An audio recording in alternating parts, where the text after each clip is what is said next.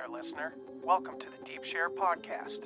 I'm your host, Andy Rouse, and for the last couple of decades, I've slowly been opening my eyes to a very different world than the one I grew up hearing about. And the more conversations I have with interesting people, the more mystifying this world becomes. So without further ado, let's get deep. We've got science to celebrate! Demons listen out! Off your butt, baby! Come on! There is rebellion in the wind. It will crush. Everything I've said is true. It's real. Dinosaur fossils? God put those here to test our faith. A damn lie. I saw them with my own eye. Did IQs just drop sharply while I was away? We did illusions, man! None of it is true! I'm not insane! This is mass madness, you maniacs! In God's name, you people are the real thing! We are the illusion!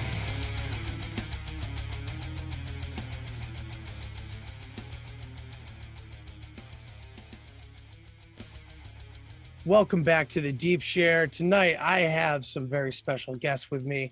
I have Lux and New York Patriot from the Occult Rejects. Gentlemen, how the hell are you? Pretty good. Good, thank you. So, how are you? oh, I'm doing fantastic. And I've been waiting to talk to you guys for a while. Nick, you and I have spoken a bunch. Lux, it's so good to meet you finally. I like the books that you got there behind you. That's pretty cool. Yeah, can you read this one right here? The King Killed 33. Nice. It's like I'm just showcasing the weirdest one of all. Right. So what do you guys think of that line of thinking? Because I mean, I try not to hang too heavily on the stuff that ends with our horrible demise and our entrapment. And that line of thinking, revelation of method, it sounds so accurate, but it also it seems so negative and almost, you know, trying to scare us more or something like that. But it's weird. What do you guys think of that topic? You want to go, Lux? Yeah, I mean, for me, I see a lot of the black pill stuff, and just generally people kind of saying, "Oh, well, if things are inevitable. There's no way that we're going to get out of this situation." I tend to disagree. I'm not super optimistic, but I'm definitely a bit more optimistic than that. So, well, that's good to hear. Yeah, I try to look for the positive, and maybe if revelation of method has anything to do with what's really going on, it's the fact that we know about it. Maybe that will turn the tide or something. Exactly. Yeah. So for the audience that doesn't know you guys yet, let's get a little background on how you guys started the Occult Rejects.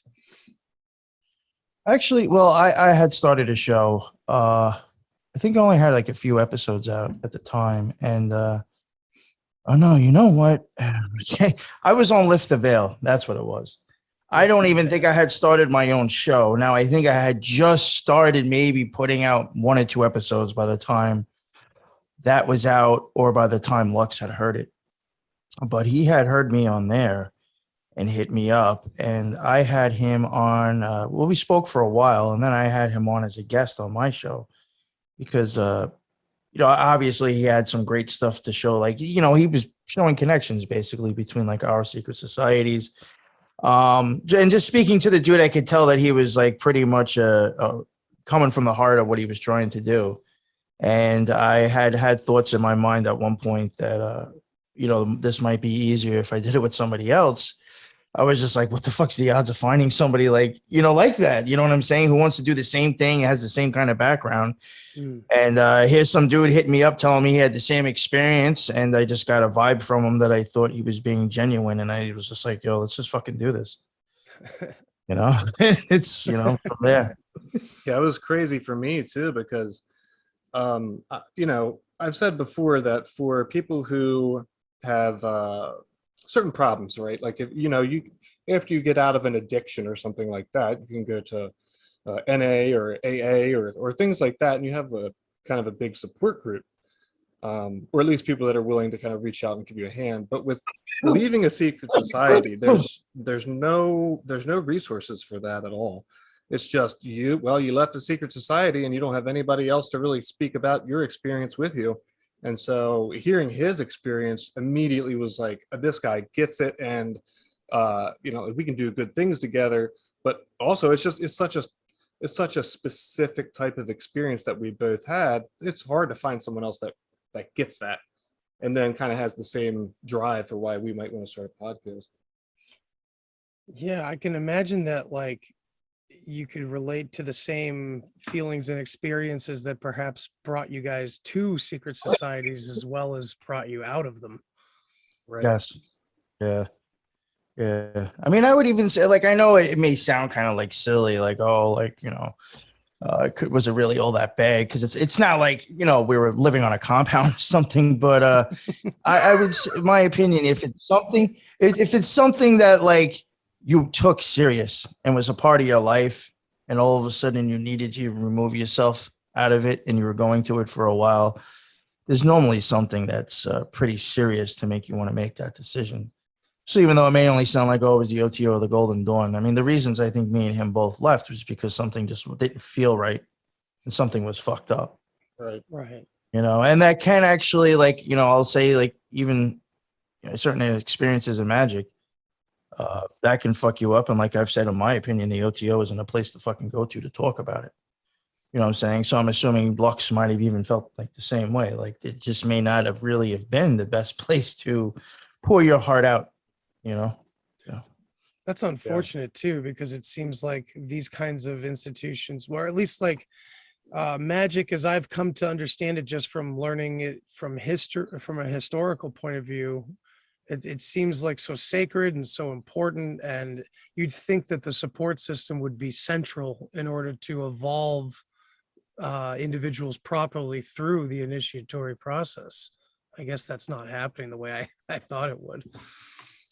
I think maybe at some point there was maybe some orders that might have had that in mind.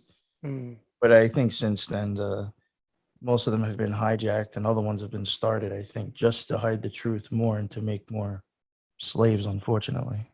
Yeah, it's almost like there was a concerted effort to make the occult even more occult, and within secret societies hide real information from even the initiates. Like compartmentalization almost? Yes. Perhaps? Yeah. Oh, doesn't that sound familiar? Well, I would even say, even in the OTO, you could easily probably move up degrees that you have to be asked to move up to. Like after the 4th degree, you can't ask anymore. You have to be like kind of asked, would you like to come up? Even then, I would say you still have plenty of degrees probably to move up and not know anything, because they're using you now. This really has nothing to do with you actually probably knowing anything more or any real magic. It's just you're a pawn in whatever they're doing, their end game. So now, how long were both of you in these organizations? I mean, long enough. If the thing is, I try not to. Oh, that's fair. Fair. Yeah. I try and keep it relatively narrowed down to, I'll just say that between 2008 and 2017. Cool. That area, long enough to change your opinions on. Now, when you first started out in these organizations, did you feel like you were pursuing something? Did it feel like it was completing that feeling inside that you needed answers for? Well, I mean, for me, at least initially, you kind of get caught up with the whole excitement, right? I mean, you're buying robes, you're going to get all of this stuff scheduled for initiation, and they're, well, you got accepted. It's sort of like, imagine if you tried to put in an application for a school that you never thought that you would get into. I mean, to me, getting into the Golden Dawn was like getting an acceptance letter from MIT. It was a big deal for me, and whether I was totally disillusioned at the time, whatever, but I mean, I was very excited, and I devoted all the time to it that I possibly could, because there is a year of vetting process that takes place from when you actually put in your first application until initiation. So yeah, in those early days, I was pretty optimistic. How about you, Patriot? To me, this is kind of hard to explain. Well, I've said it on other shows. The OTO never really was my first choice. I It do just remember you saying it just that. happens to be the only thing that was close to me, and I had assumed it was going to be structured, which it is in the sense of they have classes and they do have officers and they do have volunteers and people that do handle stuff, but you don't get like a mentor or nothing, which I had thought maybe you did. So like, one, it wasn't what I thought it was in that aspect, and two, it really wasn't my first choice. So, I mean, I could say, I think just from the beginning, I kind of felt like something was off. I didn't belong anyway, and I wasn't getting the full story to begin with. There, I guess I could say I felt that from the beginning, but it just progressed and got worse as it went on. But I did learn a lot. It was. I pretty much kept going for as long as I did because there was a few people that were a little bit different, and I do believe they were, trying to do the right thing, and they were actually really doing magic, trying to change themselves. So I had a couple of friends that I would see, and sometimes I would only go once a month too, so like I showed up 12 times in a year. That's actually not, it's not that much if you really think about it, so I was never sold on it to begin with, I was never a huge Crowley fan. I knew the dude was sick and he was fucked up. I also know he was an occult genius, in my opinion. I think in some ways he, maybe down the road, his pantheons or gods might be taken a little bit more serious as showing the same thing as the Romans or the Nordics, or what I'm saying. Like, I think he was one of the last people that were able to create characters and put them into stories to actually really tell deep occult secrets. It was still coded, but I think like he was one of the last to really pull it off pretty good, which is why I think he got a lot of notoriety. I think the people who understood saw what he was doing. But besides that, I thought he was a fucking degenerate. Right. So like I wasn't putting him up on a pedestal. I never took any of their like stuff really that serious. I did a lot of things as just going with the motions because I wanted to go as far as I did. It's interesting too with Crowley because we see inversion everywhere in our society, no matter where you look, especially with your eyes open in these directions. And growing up, Crowley was the evil one, so you weren't supposed to go towards it, and that that was the weird part for me maybe like 10 years ago, because I started to think, well, maybe that was a lie too, and maybe this guy's not all that bad. And so reading some of his magical literature, it was like, okay, wow, this dude really gets it, and he's talking about stuff that I didn't even think about at all. And it was only later that I found out like he was legit, like horrible, like a horrible person, against Crowley, right? Yeah. Yeah, if you actually read some of his magic books, I think where he does like neither his like scrying or his Enochian shit. I mean, not that I'm like saying I'm not patting this guy on the back or whatever, but I mean, you can tell from reading some of his stuff of what like his experiences in magic, this motherfucker was connecting or going somewhere. He was legit, I think, and that's what ruined him is his ego took that. I was just gonna say that. Yeah, I would even say too that I think sometimes as an occultist, me especially, I've given Crowley way too much better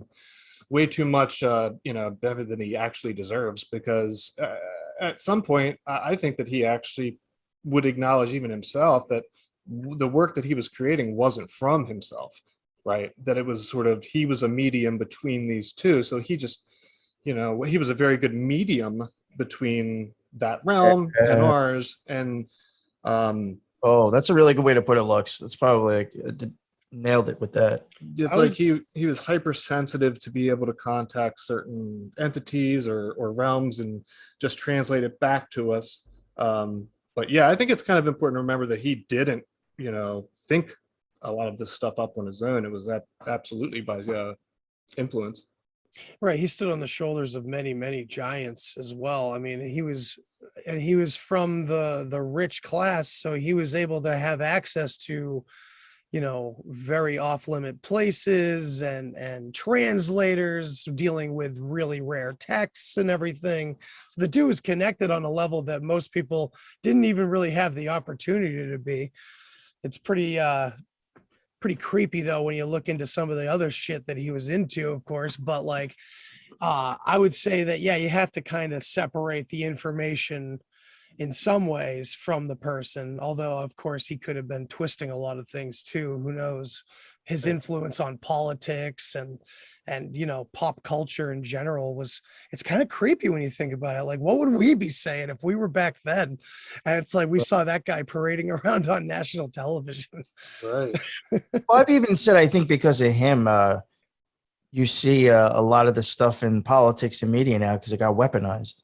I think him going around, to these different places, I think he probably spread certain things or ideas or philosophies, and I think probably weaponized it as well for governments.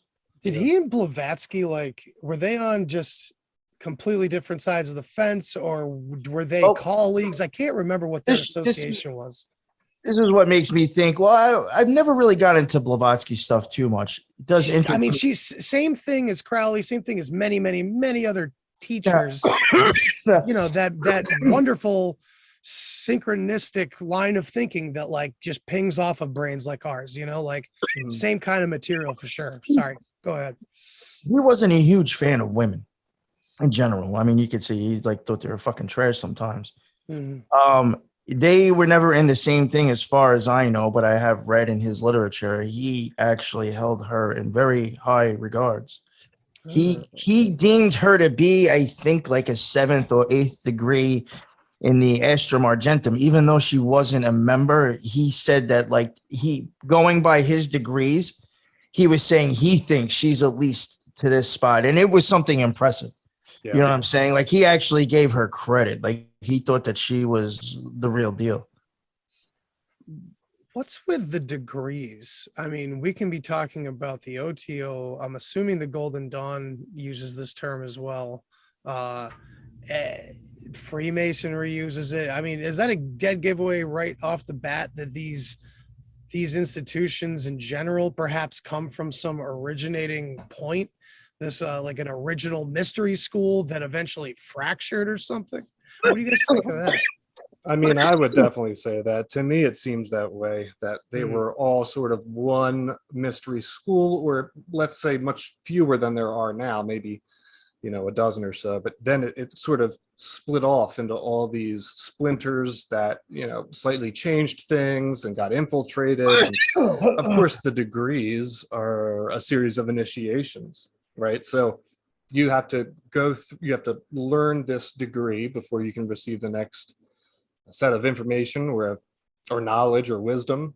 And while I get why they might need to do that for certain secrecy reasons, it's also a way to, I think, keep people sort of in a certain position if they want them to. So more compartmentalization. Exactly. Yep. That makes I sense. also, Lux, how many degrees does the Golden Dawn have? What, like 10 or 11? Yeah. And then, you have secret degrees after that. See, like now I know, I'm almost positive you probably looked at like the Astrum Argentums and the Golden Dawn's degrees. Probably be very similar because I think even with the OTO in some sense, they actually represent spheres in the tree going up as well. Like you're obtaining that sphere. Right. At least I know through the Astrum Argentum, that's what it is.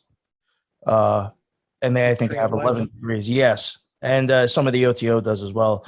So, I mean, some of that, those degrees somehow will be representing maybe that experience at that point. Not saying that it's a good or a bad thing, but yeah, some of them are based on like, that part of the tree. Yeah. If you look at certain like Royal Arc Masonry documents, so that's like one of the highest levels of Freemasonry, you can see how at certain degrees they're almost they're almost told to totally consume what that sphere represents, even if that sphere might be not necessarily good in nature. So, I mean, you can see a lot of strange symbolism that sort of has this focus on death and just, not caring about other people, which would correspond to, one side of the tree of life. And so they're made to sort of take over this sphere while they're in that degree to totally understand it. That makes sense. There's like so many there's so many extremes just in one, like on one sphere, like on that tree. Right. like even like Gabora, like, that could either be like Archangel Michael or a figure like Sir Lancelot, or it could be a fucking nuclear bomb being dropped. Right. Like there's so many different degrees in there. Yeah, it's almost like degrees when we're talking about the information on the tree. What I'm seeing in my head is scale and variance, like a spiral, like different like levels of the same experience or the same wisdom that it's describing or something like that. Then I'm gonna have you guys back for like a tree of life, like close up or something, man, because like I know I love it too, and I wasn't really prepared for it this time around, but I know that once you guys start talking like tree of life stuff, that's where my mind starts pinging in all different directions with no good direction to go in. So but we were talking before about maybe getting into a little bit of Hellier, and for people that are aware of Hellier, people that may not be, people that think it's BS, people that think it's real, I don't know, there's something about Hellier. And it's funny because I had a podcast before the Deep Share, and it kind of highlighted the fact that Hellier was what kind of re-sparked my going, like my dives back into the rabbit holes, honestly, when it first came out years ago. And now, years later, looking back and just being more familiar with some of this territory, I don't know what to make of Hellier. It's funny that they even say at one point in the series, like, "Hey, do you think this is like an initiation or something?" And it's like if I watched that now for the first time, I probably would have just like thrown my remote at the TV or something. Right. So I came across that shit. I came across that shit during the pandemic when it was like really bad, to where like basically nothing was open. And I still had to force myself to get through the first season. And then the second season, I got a little bit more interested because, I had a couple of friends from acquaintances at the time from the OTO tell me about it because it did get into like the Lima. And I was like, all right, I guess I'll check this out. The first season, I was just like, fuck, come on. And then where are the goblins? Yeah, I'm like, yo, I mean, what the fuck's going on? Where's this magic shit? And then finally the second season it picked up, but I mean, I was never really a huge fan of it to begin with, but I definitely think it's an interesting show though, for sure. Yeah. For me at least, I remember I just walked into the living room one day and my wife was watching it. She had just kind of more or less found it and was checking it out, and she's not really into the occult stuff. She's into, mystery and true crime and stuff like that, but not so much the occult.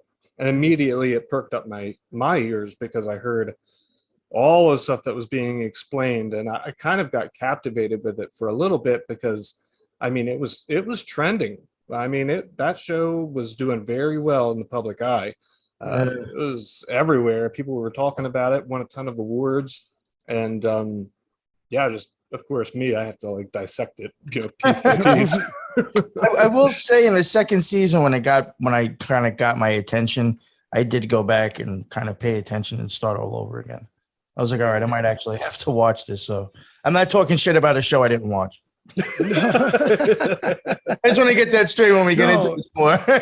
Season 1 is definitely like, it's slow, and you really do have to kind of be willing to be into that kind of slow build, I guess.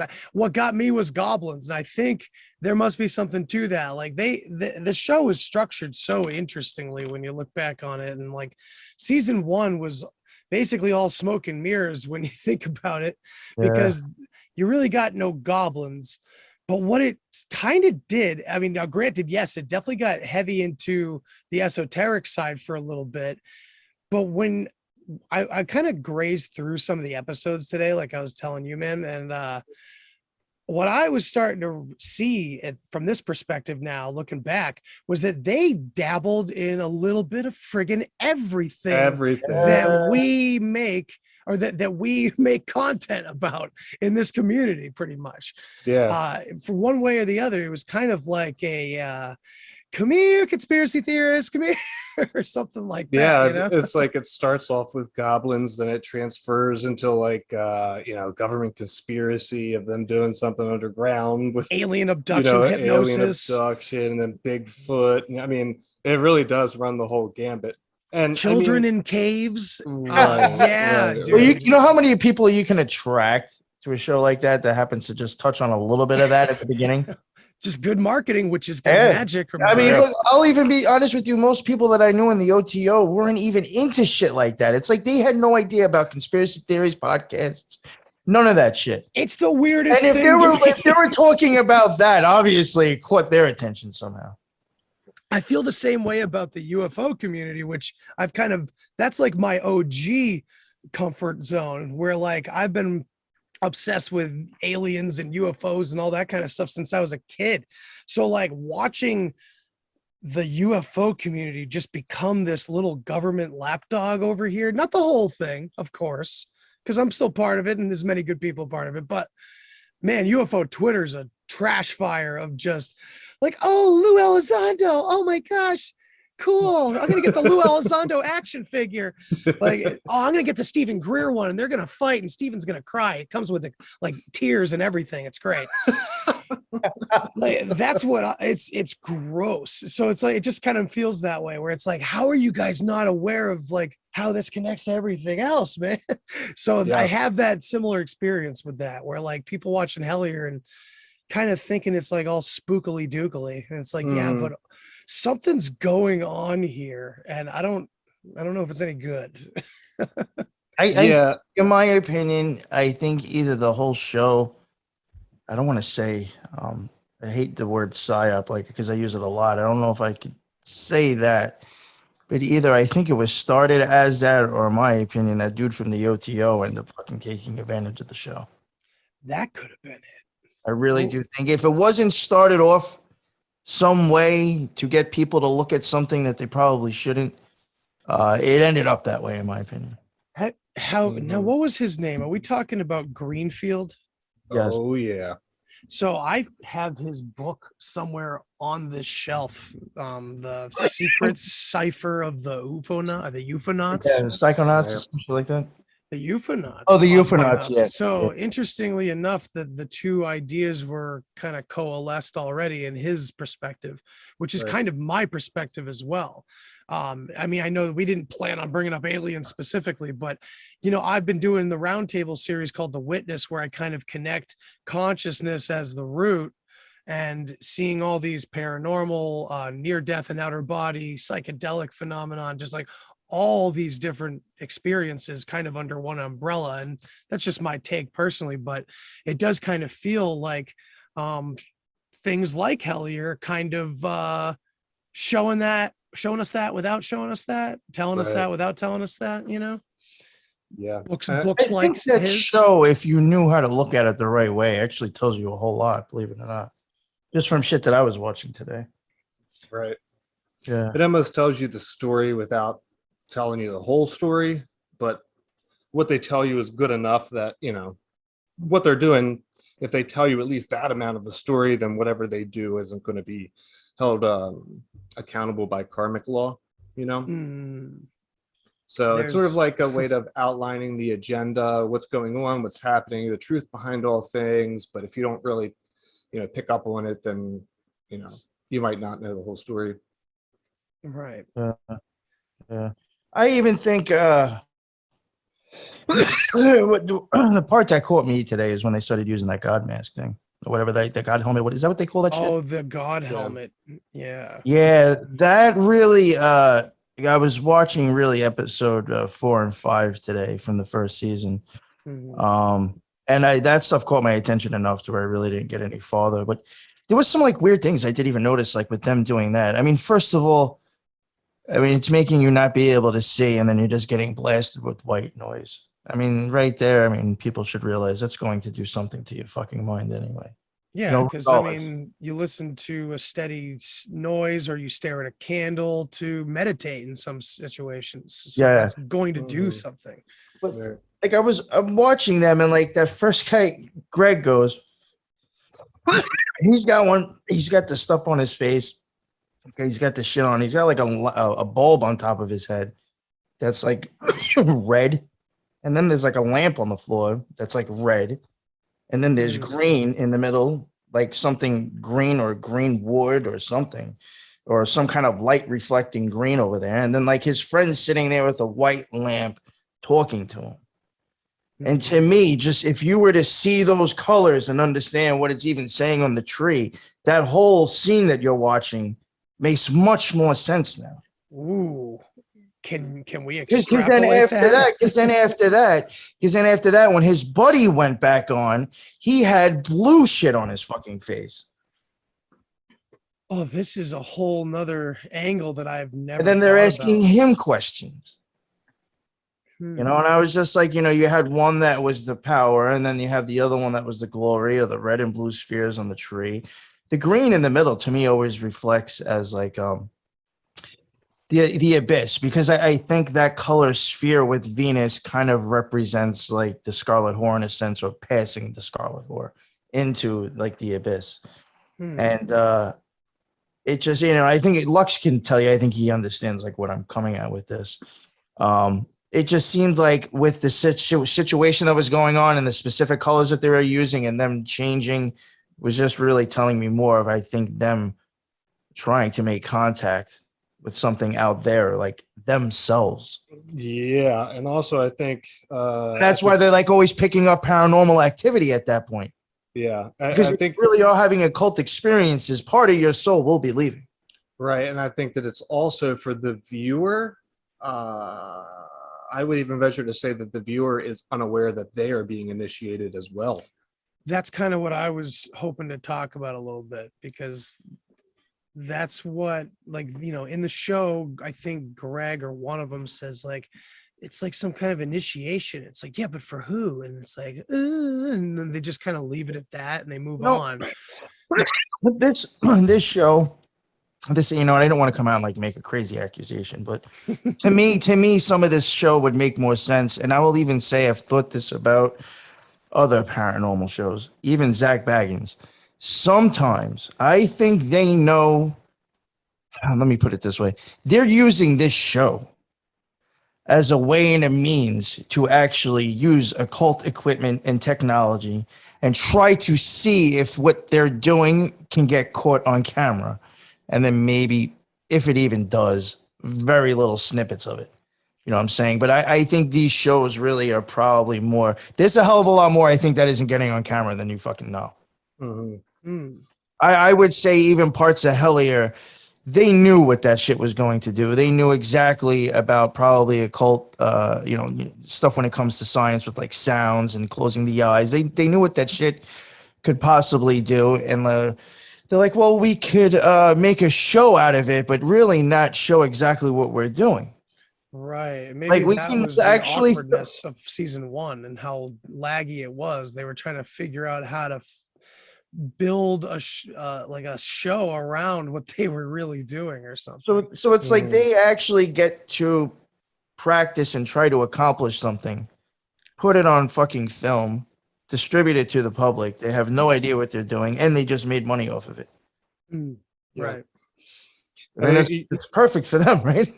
And you look at one of the reoccurring themes in Hellier is hypnosis, right? So we can get more into that later, but hypnosis, of course, for at least Golden Dawn, we are told never, ever, ever to get any type of hypnotism done, right? Yeah, I have to swear to not do that just to even get the first degree.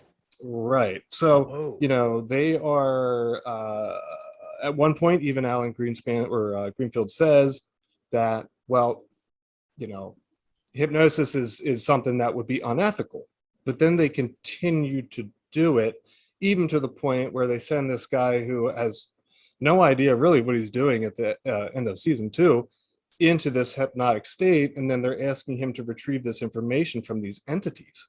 Right. And just Sounds like Gateway. Dude, when I watched that, I it's like, it's so dangerous to see what that guy just did. It's hard to watch. But here's the thing, is that's double layered, that's double meaning, because you are watching someone under hypnosis, but at the same time, you as the viewer are under hypnosis. So you're participating in the initiation as well. And you know, that's a big thing with magic. If you can get as many people to believe in your ritual as possible, then that ritual is probably going to be more successful. Holy shit, I just had the creepiest vibe, like thinking about the show. Do you guys remember when they started to bring up Green Man just out of nowhere? Oh yeah, I wanted to talk about that actually too. Yeah, we'll definitely get into Green Man. But I don't know about you. I've seen it a couple times now, and just the vibe of it starts the episode. I think it could start the season. I don't know. Maybe it starts like the end part of the season anyway, where he starts talking about Green Man, and it started to feel like, because my wife and I have a 4-year-old, and if we start talking something up in front of him that we know he may pull a fit about, he might start going, "Oh, really? Yeah, okay, no, I want to do that. I want to do that," you know? So it almost feels like a bunch of people that know exactly what they're talking about, and they're just egging on the audience to get involved and become interested in these things. And it did it to me. It literally did it to me, because magic was the one side of the alternative world that I had just kind of always pushed away and not looked at. Just never made any connections. I came from a very psychedelic background. I dove deep into history and religion, and just for some reason had a blind spot with a lot of magic angles to it. Never really looked into any of it. And yeah, it's kind of completed the circle for me. So Green Man, that's an interesting concept. And I had never heard of Green Man before I watched Hellier. But then once I realized later on, like, what it was connected to, at least from my perspective, it was like really eye-opening, because to me, Green Man, the qualities seem to permeate so many other cultural tricksters. Like, you know, am I right on that? Does it feel that way? Because to me, I could relate him right to Enki from Sumer if I wanted to, and it seems appropriate. What do you guys say? Yeah, he's always, you know, at least in pagan folklore, he is portrayed as this trickster, this person who's, you know, more or less trying to get over on you just for the joke of it. And we've seen that actually in a lot of the secret societies that we've researched. They call it something else, but it's that same sort of mentality. But that's a very good, very good. And he also, at least in Hellier, they switch the goalpost, because they go from Green Man into associating that with goblins, right, into this sort of like underground green, they call them like neon green aliens that are working underground with with like military bases and stuff. So it's like they associate the one entity Green Man, but with all of these other different variations of other occultism or folklore. Oh, wow. They pull like a typical shit. They like, the public knows about this, we better spin it.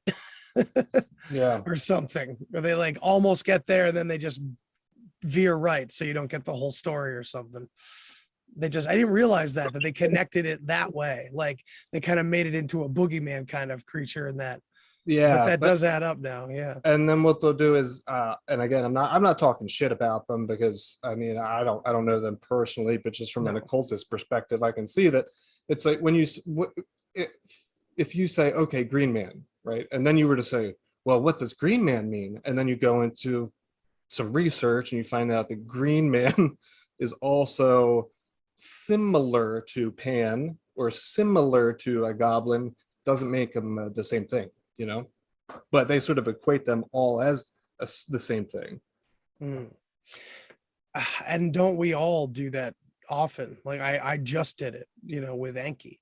Do you think that there's an appropriate way for us to be able to make those connections without maybe lumping too many things together?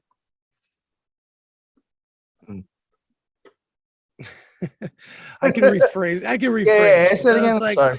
okay, so it's like I often definitely I'll take Enki, Ea, Poseidon, Prometheus, Lucifer, the snake in the garden. It all seems to represent lower earth energies, and the trickster seems to be interchangeable with that. And it's weird that it also seems like the trickster in multiple cultures, even in I believe in the Muslim tradition, it's the Karim is like a jinn kind of character. Yet a lot of times this character is also our creator. It's very weird. Are you guys familiar with this? Where it's like the supposed evil one or the lower trickstery kind of one seems to be the creator as well. Right. Yeah. I could see how you could say that. I mean, it could probably get pretty deep, but I mean, I guess if you believe that you lived in a matrix, I mean, then your creator is tricking the fuck out of you. I guess, You know what yeah. I'm we could saying, say right? different levels, different scales. I mean, right? yeah, but not for, yeah, Well, yeah, because we but can often you know, or look the at these- illusion of this world. Because Yeah, at one just the- point in, Go I'm ahead, sorry. Lance. Go ahead. At one point in the documentary, they say while a guy is under hypnosis, they say, well, you know, what is this location? What is this place? They're talking about geographical location. And while this guy is under hypnosis, he says, it's a portal. And he says, okay, well, is there anybody guarding the portal? And he says, yes. And it's like a green man. And like, so that is one expression of that green man, or just simply because he's green, but it doesn't mean that it's associated with the a totally different type of entity such as Pan, which I would say shares similarities in their behavior, but is a way different entity. Yeah. So it's difficult because I think with a lot of these things it's like you really have to do a lot of research to figure out exactly who's who and what's what, because again, to me, when I watch Hellier, it seems as though there are a bunch of people who might not necessarily be experts in the occult. So when they look for one subject, right, anything surrounding green or goblin sort of gets wrapped into one whole thing. And I can understand how that's easy to do. But I would say for anyone out there who's really trying to figure out, you know, the exact difference between all of them is, you know, really get in there and dig for yourself, because it can take it's a long process, but it's well worth it, you know. So Any of you guys listen to Typo Negative? Yeah. Oh, Peter man, Steele, you say he had that song, The Green Man. He calls himself the Green Man. that's Yeah. right. Most of their album artwork is like a green fog and everything. Always green and black. Yeah, it's always got some glowing green. Yeah. I'll never forget his rendition of Summer Breeze. Oh, that was a great song. It really was. No, I'd have to say, well, I mean, I wasn't a fan of I don't want to get off the topic of Hellier, but I believe I wasn't actually a fan of Bloody Kisses, but from there was some good stuff on there, but from like October Rust on, I actually will say I think those guys were together amazing musicians. Yeah, there was They played very well together. I think they were a solid band. It's like a lot of metal from that era that I haven't really like revisited in a long time. I should probably go back and check it out. Like I used to listen to Typo Negative and Morbid Angel and stuff like that. Oh God, yeah. Well, Covenant, that was the only album I liked by them. Lord knows, like if I looked back at like, because you know that topic comes up a lot where like, you know, I've grown up listening to death metal and shit like that, and you know, half the bands that I see getting accused of like Satanism and shit, I'm like, yeah, but they were playing garages like a week earlier. Right. Like their last album was dog shit, and this one's not even on a major record label. Like, can you be just somebody interested in this shit without being connected to the damn cabal or whatever? And it's like I try to, I relate it to Star Wars a lot with the Force, because it always felt to me like there's a good way to use this and a bad way, and it's all about who you are. It's really not about the medium, because it seems like there's a billion types of magic that you can do. There's chaos magic and all these other groups and everything. So it doesn't seem like there's necessarily a unified front, or if there is, it's divided or something like that. What would you say like the core principles behind your practices are, if you still do any magical practices at all? Like, I don't know. What would you say go ahead. Meditations and chakra stuff I'll do. I really don't do, I don't practice. I don't do ritual stuff anymore, Basically, I guess the stuff kind of to myself, not really based on somebody else's structure.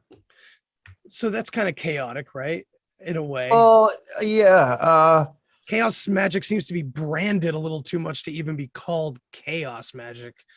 It's like dudes like coming on crackers and shit like that. Yeah. Oh yeah, they shoot their loads on sigils and then they fucking everybody's got props. Cycling, yeah. Yeah. No, I'm good with like meditations and chakra stuff, and just I guess like kind of doing a maybe daily inventory and stuff every once in a while. It's funny that could be like even considered magic. Isn't it funny where like the gradient is? Lux, how about you? Well, I mean, for me, I first off, I would definitely say that magic is a lot of different things, right? It's a one word, occult or magic. It's one word that encompasses a library of information. And it's really difficult to sift through all of it. But like we always talk about on the podcast, that magic it's like electricity. You can use it for, you can light a light bulb with electricity, or you can shot somebody and they can die because of the electrical shock. So you can use it for all of these different reasons. And I would say personally for me, and like my daily practices now, is that I've realized that, and I'm not going to go and follow the same structure as a group like the Golden Dawn that's taught me these rituals and things like that I don't know what the real intent behind them is. It could be anything. I don't know. I mean, they're using language I would never know. And so for me, I think that it's magic has really transformed into this deep kind of audit of myself, my personality, and like a daily practice of figuring out which of my behaviors are good, which of them are bad. How can I stay conscious on a minute by minute basis, because so much of our life we live in like this really unconscious way where we just forget entire segments of the day. We don't understand how much that really impacts the world and us. We have all these crazy thoughts that pop into our head, and they come and go, and we don't even pay attention to them, or we react off of instinct and follow whatever that thought is, and real NPC. It's all of us from time to time. So for me, at least at this phase, the great work or occultism is mastering that as much as I possibly can, because it certainly helped me a lot, and I would say it's been more important than ritualistic magic. Yeah, that's cool, man. Are you guys familiar, either of you, with a man named Neville Goddard? No. Yes, I heard the name. Yes. So you don't have to be, but his philosophy is really interesting. This guy was like talking, I would say, back in like the 50s and 60s, and he was talking about the imagination is God. That, I mean, these are just his personalized terms, that he was using, but he would say that the imagination is what God actually is, and all you have to do is ask. And he would talk about manifestation kind of before it became, like, dare I say, mainstream or new age mainstream, if you will. Mhm. Yeah, so I wasn't sure if like, because it's like, yeah, there's so much ritualistic magic out there, and there's so many props, as I said, or you have to do this and you have to do that.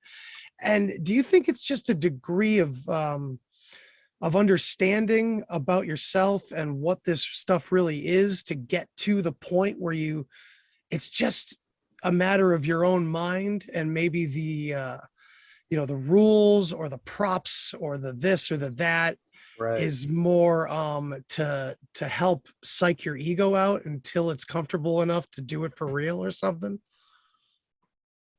I don't know, I said a lot there. Oh no, yeah, but that's, I mean, you said a whole lot that's probably on point. Ooh. I think a lot of stuff that is there is to represent certain things that if you start to realize what it means, it can change the whole ritual or initiation. Even just certain shapes and colors and stuff. I think really it's just known ways to maybe tap into certain areas of your psyche. Now, this is not even to say if it's a bad thing. Let's say it's really is to try to help you have this occult experience and this idea or whatever. I do believe that there's things in your brain that can kind of trigger past things, that might give you little hints and ideas of stuff like that.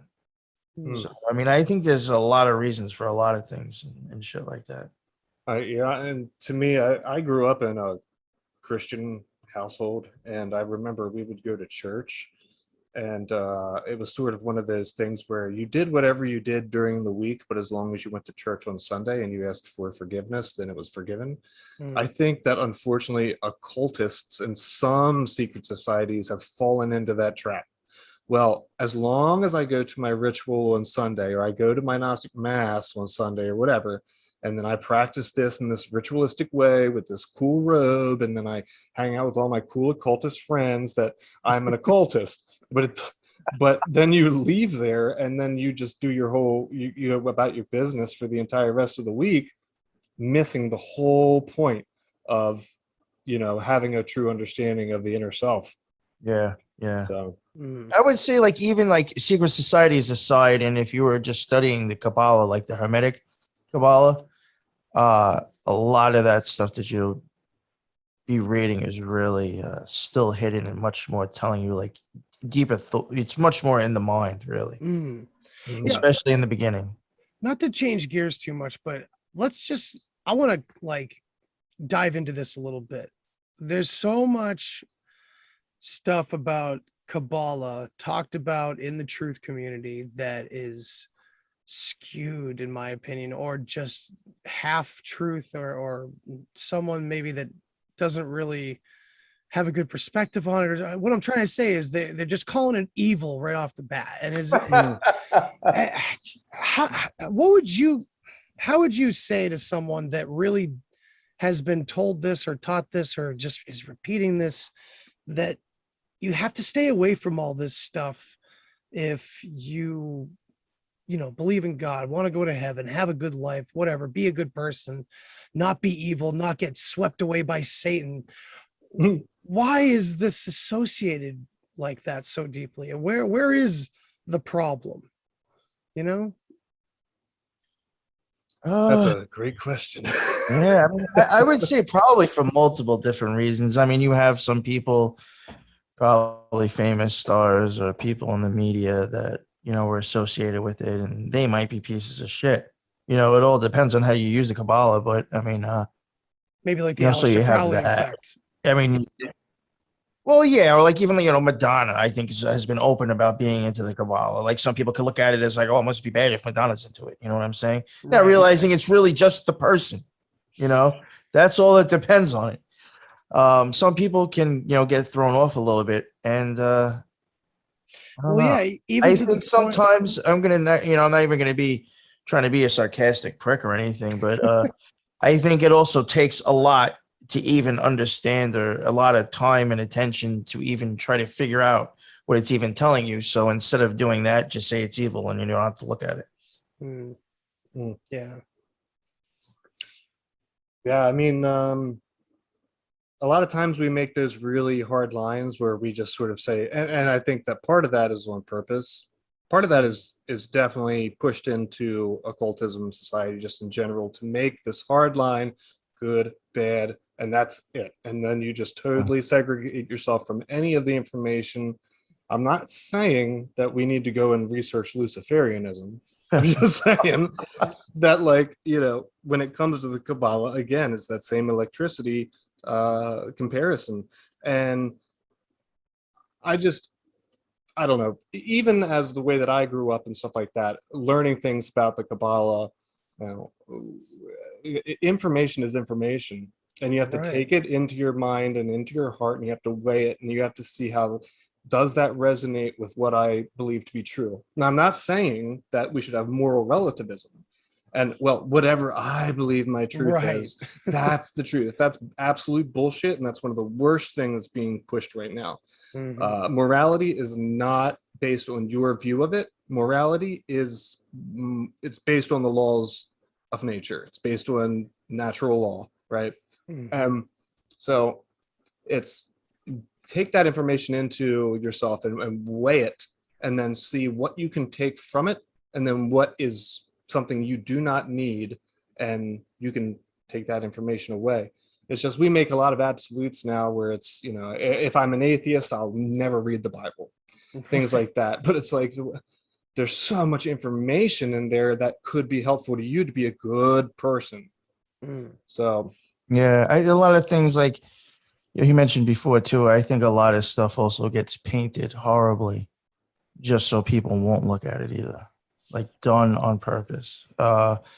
Like, not to, like, I guess, plug our show, but like something me and Lux are going to eventually be doing in a few weeks is going to be like a very, very deeply occulted type of, topic that, will go into the tree of life, Binah. It will go into Saturn. It will go into Aquarius. A lot of that deep occulted, stuff that people are very misunderstood about because the name that is associated with that whole structure is the Scarlet Whore. Right. And you would never have any idea of what that is because right off the bat, you just take it as she's a slut, pornographic, it's horrible, sex magic. Don't need to know about it. And if you were to get past that, I think me and Lux will paint a picture that can show actually what magic really is and how it really happens. Yeah, with that show. And it's because that topic is so overlooked and it's done for a reason. I think I heard you mention that you guys are going to do that. I'm really pumped for that.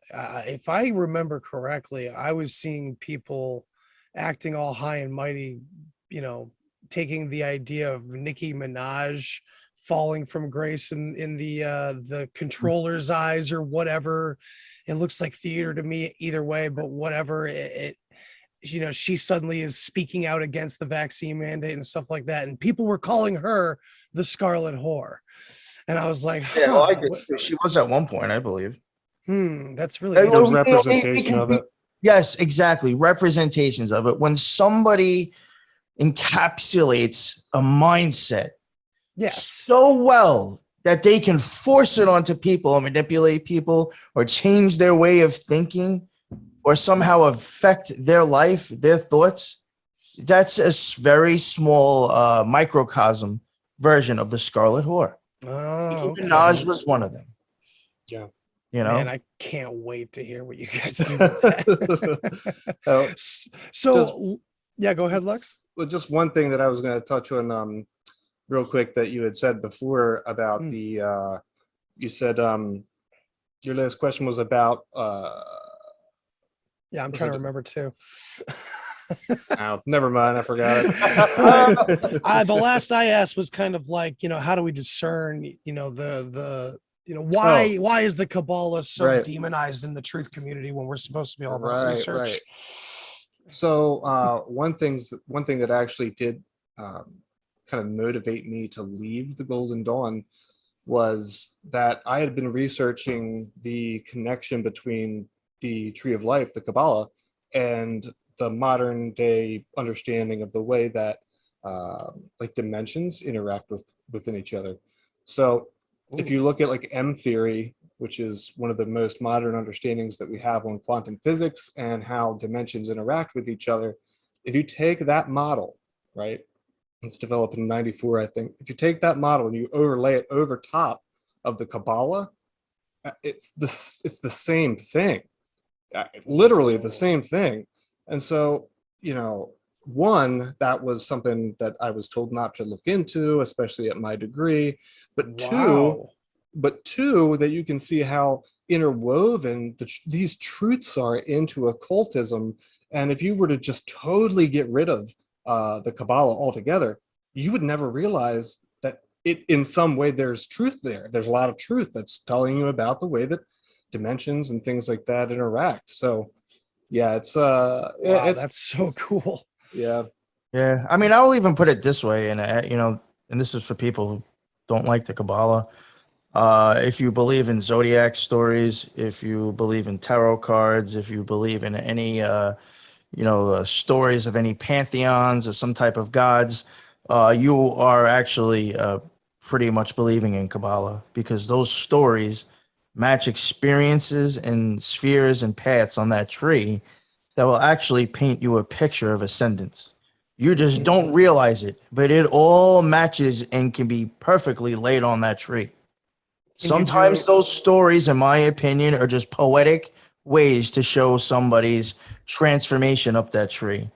And people don't even realize it as they're talking about the Kabbalah. You are actually believing it in other ways. Oh, dude, that was a perfect segue, because I wanted to ask if it could be that way with the Bible stories.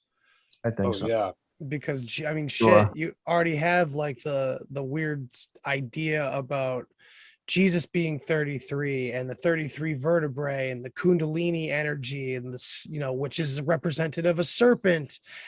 And there we go again with the lower energies rising to the top, right? And gaining their wings. I'm actually going to point at the Jesus figure in the Scarlet Horse series too. Oh, On the Tree of Life, yes. Because of the symbols, I do believe I have a pretty good case to show something about so cool. something about what the cross might also represent. Oh, I've heard so many different theories. I've even seen things with like the cross connected to the swastika, in the sense that at some point they both basically represented a rudimentary spiral, which nope, not pedophiles. Like the universe, or the movement of not only the way the galaxies worked and the planets worked, but also the way consciousness works, or something to that effect. Really you know, I gotta stuff. send you this picture with the swirl in it, and I think it's some pretty interesting shit. I showed it to Lux recently, because I believe in like that whole downward spiral type idea.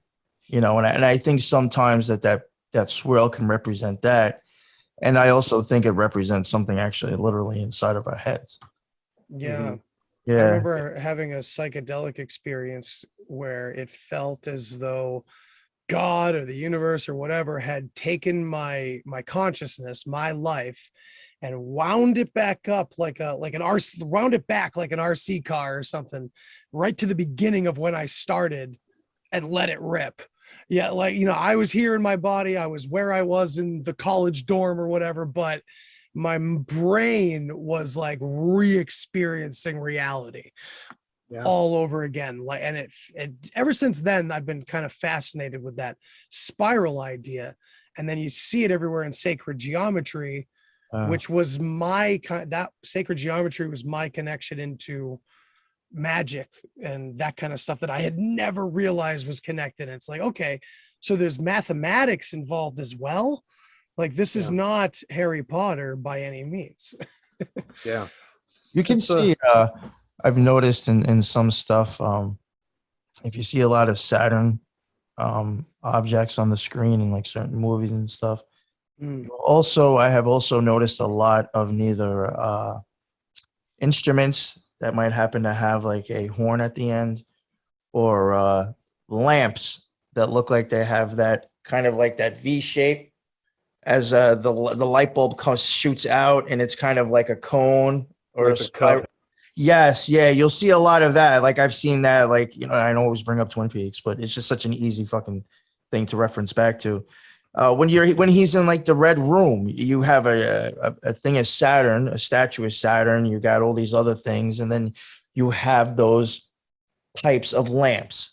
And then like in the third season, it shows like the golden sphere, the balanced sphere going down to Earth, and it's going through like a fucking little spiral thing going into a black and white screen. Like that's downward spiral really does say a lot in occultism. Yeah. I mean, I even think that's what Nine Inch Nails' downward spiral meant. They do say a lot of successful musicians are highly practiced occultists. Oh yeah. There was the Beach Boys or something like that had said that the whole inspiration for Animal Sounds was because that they had gotten information from like a music occultist insider who said, well, use these certain tones because these tones specifically will make people feel good. They're going to want to listen to you more. So there's a whole, occulted science, in music. It's insane. But vibration is such an important part of occultism. Which brings us right back to Hellier with the most mysterious part of the series, in my opinion, that was just left like a big, nothing came of it. And no one knows if they're going to do another season or whatever, but the tones that they end up figuring out. Right. Where it's like bum bum bum, and then like I think near the end they figured out, I think we're supposed to play them at the same time or something. But I don't think they ever do that. I think they just talk about that afterwards. I wonder if anyone else there has done that and like opened up a portal or something. Well, the CIA has. Dude, have you guys read Gateway? Oh yeah. That you did? Okay, all right, cool. I was actually thinking about covering it too, but I I'd have you guys on for it if you wanted, but like that shit's if I have any of the stuff that we used for the show, I could send it over to you too. Cool, man. Yeah. I mean, I've read through it twice, I've highlighted it, and it's just a lot to take in from a lot of different angles because you wonder how much of those kinds of documents are doctored for our viewing pleasure too. I mean, everybody yells FOIA like it's some holy thing, but I have a long history of not trusting when people are yelling FOIA, you know what I mean? And I wonder, like, what's your take on that angle? Like, because you guys have clearly looked way into it, and I know some of it's accurate because shit, I've been there on psychedelics and I know what the capabilities are, but I wonder, do you see anything in those documents that is particularly like doesn't really jive and almost seems like psyopy or something, like they're giving something to us or baiting us? Because Gaia is owned by BlackRock, and I can't stress that enough. I mean, at least for me, when I look at the Gateway documents, the Great Gateway Project, and everything that the CIA did to investigate. This was, the CIA was investigating a new type of like a therapy from this doctor, and they wanted to see if there was any type of, credence in it. And so they spent, I think it was around 10 years researching the Gateway experience, which is that type of therapy. And I see, when I look at the Gateway experience, Gateway Project, I see so many laws of occultism, so many principles of occultism that are just constantly confirmed And repeated. This way, if me and Lux would have read this 15 years ago, we wouldn't have seen any of that shit. Yeah. So but now, there's certain things in there that I will take. I take credence to because I see what it's really saying. I understand because of what it's trying to do. I've done the same shit, my own practices. Right. and two things can exist at the same time too, because like you said, there can be some misinformation, but the misinformation doesn't have to be a direct piece of misinformation. Right. It can just be them changing. They can just make it very rudimentary, right? Like very simple, and they won't go and get into the heart of what vibration really is and how it works and what it means and how it affects you. But they can just use the simple term. So it seems like it could be misinformation, but in reality, it's just them giving you a very basic piece of information, Mm. Believe it or not, that's actually a subject that we probably will have to go back to when we cover Cool. the Scarlet Whore. Oh, that's sick. Yeah, I there's mean, it makes parts of sense. that that I think would help show the audience the science behind it a little bit more. Well, it's curious too that like you have something like the gateway process where, in a sense, if you're learned enough or you're practiced enough, you're off in the Himalayan mountains with the llamas and everything. You can do this sans, you don't have to do this with friggin', binaural beats in your ears. You don't have to listen to Robert Monroe speak his ideas or Oh anything. no, but that stuff This is the will. same concept, right? Yes, I've tried it and it's intense. I have not gotten past, I think it was the second tape. So I know there's 6. I only did 2. I got up to the third, and I realized exactly what it was trying to accomplish, and so Was I it, stopped there. was it stealing your data?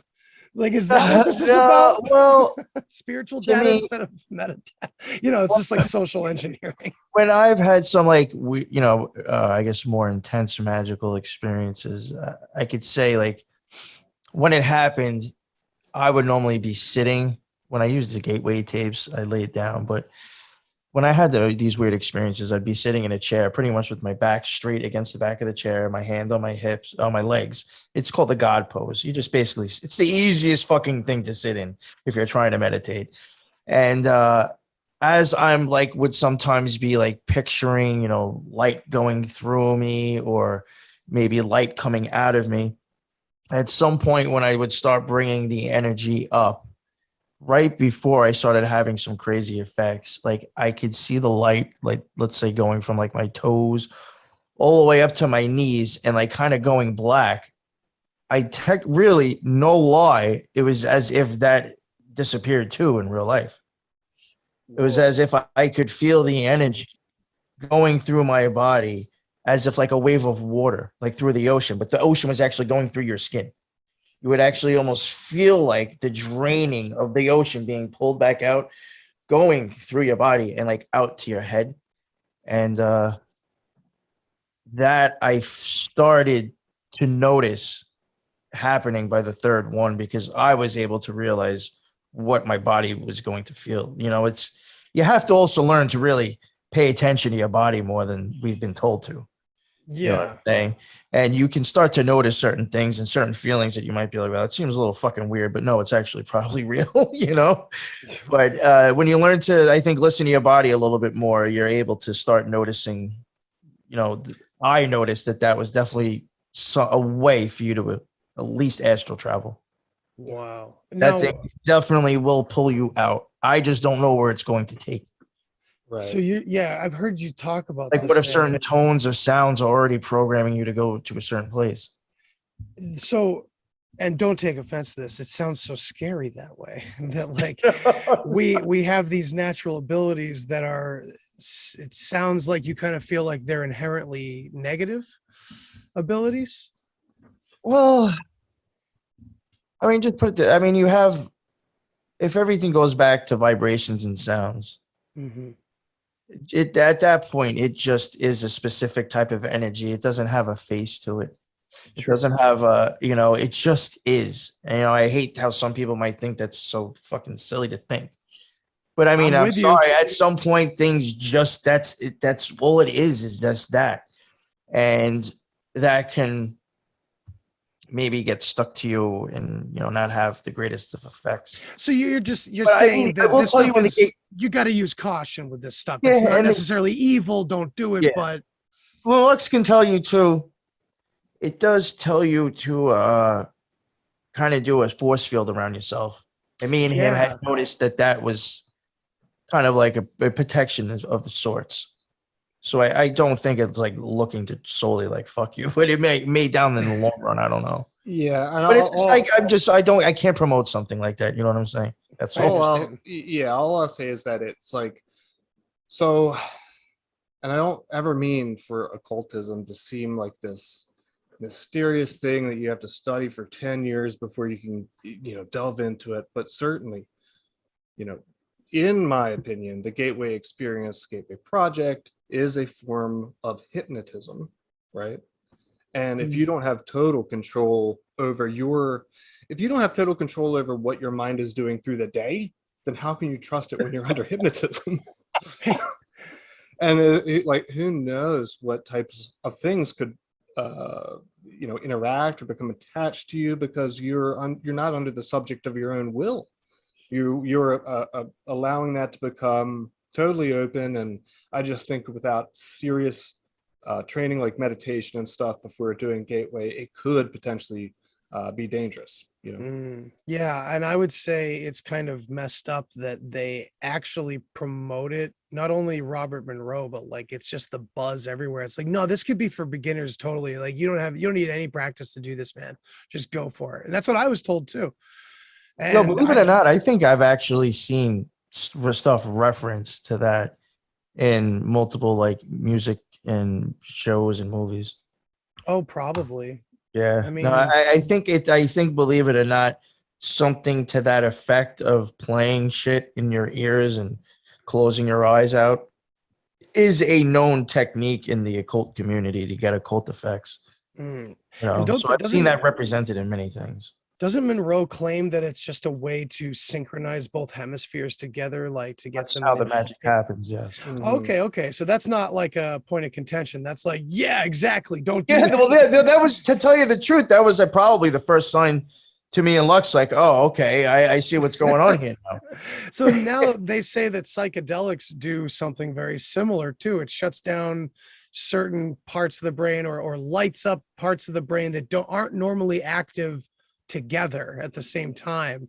And shit. I mean, I can speak for bad trips and good trips, but the good trips I don't remember, and the bad trips probably turned into some of the most transformative experiences of my life. And so I don't mean to come off like as I'm one-sided or the other, just from my experiences with what I would call the occult, because I've also compared it to near-death experience, because I've definitely have some of my psychedelic experiences line up with a lot of that too. So I've seen these realms, and all I found was myself. And I found, and not in an arrogant way, not in a solipsis kind of way, that every one of us can get to that level. And you don't even need psychedelics. You don't need whatever. They help for those that don't know you can do it. Right. Mm-hmm. So it's very hard for me to get into like the idea that we become so vulnerable under these states. And I hear it. I've heard it from you guys. I hear it from the Gateway paperwork itself, because they talk about like, once you get over there, like they were like building geometric mental structures to like keep entities out or something like that. I can't remember all the details of it, but it was like some pretty serious shit. And it's like, do we interpret that as like demons, or do we interpret that more as like, I don't know, it's just like consciousness much more vast than we ever could imagine? Or what do you guys think about like the fact that like I don't I don't know how to wrap it into a real question. It's just like this chaos in my head about like, how do I see this as more than just ourselves playing tricks on ourselves? And I have a hard time doing that. It almost feels like this trickster character is like part of consciousness in a way, but maybe that's way out there. I don't know. Well, I think that's part, again, kind of like going back to an archetype of the Scarlet Whore, it's kind of believing the lie. And that's the whole trick, I think, is we've been tricked into believing a lie. What is that lie? That this world is actually real. Okay. Or that it's worth living for so much we can't leave. And it's such an interesting dichotomy too, because it's an easy battle to fight against like the religious zealots. Like, God, they just keep they're pushing you to keep striving for a life that's after this one instead of focusing on this one, man. So it's like both sides kind of pulling at the same weird philosophy sometimes. It's so bizarre. Yeah. So interesting. Man, we went into a lot of different places, guys. Well, and It's I would Yeah, just go say ahead. that with any of this type of stuff, I mean, I've had good experiences Mhm. doing meditation and Yes. gateway, things like that. And I've also had some bad ones because, you know, uh, like you said, we are kind of subject to the own demons in our mind. And the more that we think that way, the more that we will attract that energy, that vibration towards us. Mm. And so just, you got to be cautious when you do this stuff because, I mean, especially early in my occult experience, I found myself sort of going balls deep into stuff before I was ready. And and it messed with me a lot. So, we don't ever Yeah. mean to like talk badly about it or negatively or say don't do it or make this giant line where it's good or evil. It's just like, dude, if you're playing middle school football, you don't want to get onto an NFL field and like get tackled by an NFL player, dude, because you might think you're ready for it, but like, and sure you'll survive it, but that shit's gonna hurt. Yeah. Yeah. I like that. Well, You know, and guys, that's probably one of the reasons why I think we can both say we even left too, the orders. It's because they're not transparent about what this stuff's really about. yeah, And I who think knows? to be thrown into this stuff blindly isn't a good idea. Yeah, who knows how many times organizations like these, could have been like infiltrated, starting off meaning really well or something, and infiltrated to persuade us into, bad behavior or something like that. Yeah. Mhm. But I will say though, my own personal experiences when I was trying to, I guess you'd say, do the work, the great work as they would call it, Mhm. trying to better myself. I have had experiences that were probably the most blissful and the most beautiful experience I've ever had in my life that uh, probably won't experience again unless I fuck with that shit again. But it's definitely something that changed me for much positive. Yeah. So, Definitely for the positive. all right. Well, guys, is anything else you guys would like to cover before we wrap up? No, I think that was This pretty was cool. no, this It was was fun. fun. This was fun. Yeah. It Well, was, like coming on your show, you can talk about so many different things, and it's a you're blessing very and a curse, open-minded. man. No, but you're very open-minded. I love it. Thanks, Sometimes thanks. when I come across weird shit, I always think like, oh, Andy would probably be into this. Like, I wouldn't be the only nut job thinking like, oh man, might be I something to this.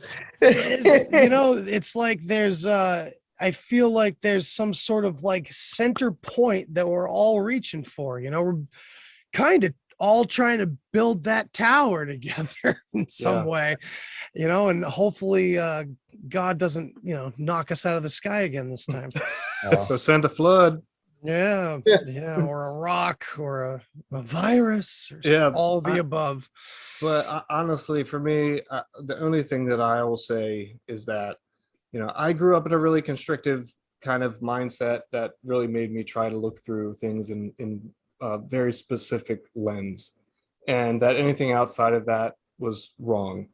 And, you know, everyone has a different journey, everyone has a different experience, but, figuring out what's right and wrong for you is the self-examination of how your actions impact other people, right? That's a good measurement. If you can study this stuff all day and you can be a shit person to everyone around you, and Yeah. you can be arrogant about it, or you can think that you're so much smarter than other people, and that tells you you need to start over. And then there's the other aspect where you realize that, if you can make changes to yourself, that they will impact the environment around you. And that's the only way that we get out of this, because everything right now is fear. It's fear, fear, fear. Turn on the news, it's fear, fear, fear. Everyone's divided, everyone's afraid, everyone's scared. And, we have to get out of that mindset. Honestly, if we want to make real changes in the world, that's all you need to know, is to get out of that fear mindset and to realize why you are fearful, why you make other people fearful, why you do bad things, and that negatively impact the people around you, and to work when the inner part of yourself that recognizes how you're making those impacts and change them. So that's really the only thing I would say. That was beautifully said. Okay, Yeah, yeah. I've recently been talking to a few others about how, like, man, where does this journey end for all of us in this community? Do we end up turning the podcast off and just being, more within ourselves and more within our daily interactions, and maybe all of us end up turning the screens off and doing this in person someday? Oh yeah. All right, guys. Well, tell my audience where they can find your wonderful work. Lex, you could plug our show. I'll plug mine. Well, you can find us, the Occult Rejects. You can find us on anywhere that podcasts are streamed, including Apple, Spotify, etc. You can find us on Discord at the Occult Rejects. We have a great community over there. People just smashing ideas together, helping us all figure all this thing out. We're not perfect. And, we look for the input from all of our listeners just as much as We even have a anything couple else other that we do. podcasts, other shows Yeah. in there too, as well. Mhm. That And post- it's nice. yeah, you can find us on BitChute. You can find us on, well, maybe not Clout Hub for long, but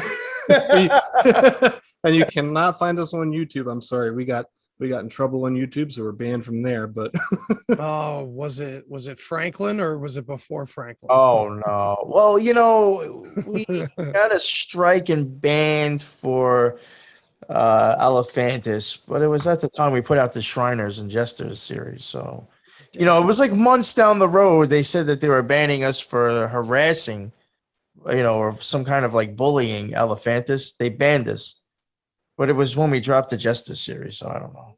I don't know. By his artwork, I think he's into bullying and stuff like that. So We're also on Alt Media United. You're on yeah. that too, right? Oh yeah. Yes. Thank you to at least Mark plug them. Steves. Yes, it's very nice. He does a great job. I think he's putting me on there too. Dude, Mark's an organizer. He's a good guy. He's been helping a lot of us get together. And I think that's the whole point of this Alt Media United thing, and I think he's trying to build it and make it, even more impactful. So I'm glad to be a part of it with you guys. Yeah. And then you have your show. Yes, my show. I just have guests on for the most part. So that is deep as the Occult Rejects, but I do have some great guests on. So I definitely suggest to check it out. That's on BitChute, Rumble, YouTube, most major podcasts, and I am on Odyssey actually. Might be a few shows behind because I forget about it. I'll remember a month later. I'm like, fuck, I got to upload like 4 videos at once now. I've done that to my website. I'm just like, well. For some Who reason, I uses always forget websites? about Odyssey. Yeah. All right, guys. Well, thanks a lot for coming on. Oh, thank you. Everybody, have a great night. Thanks for listening to this episode of the Deep Share Podcast. If you want to hear more, then hit that subscribe button. Follow me on all the social places. And remember, think for yourself, but don't always believe what you think. Till next time. Human sacrifice, dogs and cats living together, that's hysteria. Enough, I get the point. You have meddled with the primal forces of nature. And you will atone. What do we know? What do we know? If I know what we know, then I can tell you what we know, and if someone else knows, okay? I mean...